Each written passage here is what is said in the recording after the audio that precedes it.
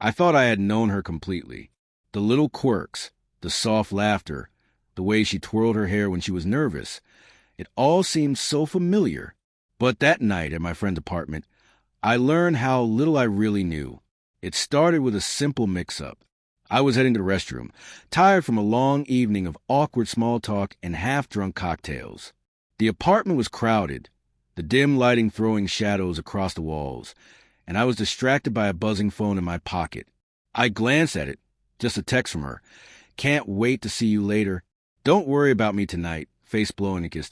I smiled, thinking nothing of it, assuming she was mingling with friends as promised. I reached what I thought was a restroom and opened the door. The moment the door swung fully open, time seemed to freeze. There she was, my fiancée, locked in a close, intimate embrace with someone else. Not just any someone else, but my best friend. The laughter that came from them wasn't playful. It was a shared secret, a bond one was never meant to witness. My chest tightened, my stomach sank. My mind raced through every moment that now felt like a lie. I stepped back, slammed the door shut, and leaned against it, trembling. My first instinct was denial. "It can't be real," I muttered to myself. Maybe I'd walked in on something innocent. Maybe it was staged. My phone buzzed again. Another message from her. "Almost done. Be patient, face blowing a kiss." A cruel twist of irony. The same words that once made my heart flutter now burned against my skin like acid. I wandered the apartment, try and make sense of it, noticing subtle signs I had ignored before, the whispered phone calls she would hastily end, the sudden defensiveness when I asked simple questions, the disappearing acts at odd hours. Had I really missed all of this? Or had I refused to see it because I didn't want to?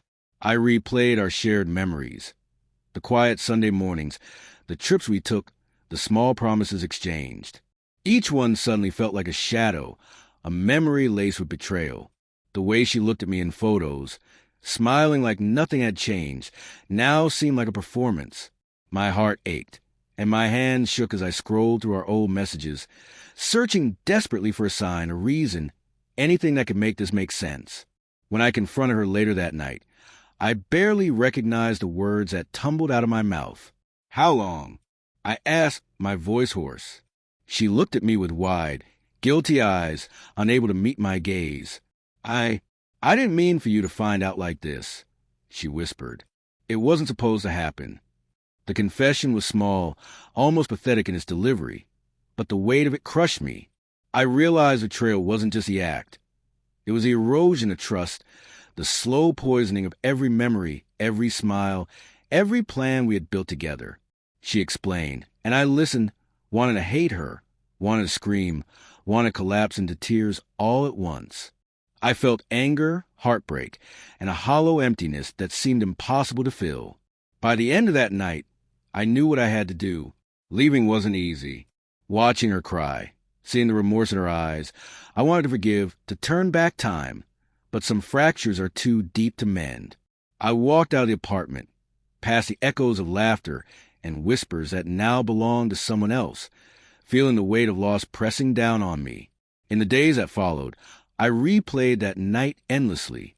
Pain lingered, sharp and constant, but amid the heartbreak, there was clarity. I learned the importance of self-respect, of boundaries, and of recognizing when love has become a lie. And slowly, painfully, I began to rebuild, not with her, but with myself. I learned that even when trust is shattered, dignity remains, and sometimes walking away is the only act of courage left. I'll never forget that night, the wrong door, and the life I thought I had. But I also know that the moment I closed that door behind me was the moment I opened the first door to freedom.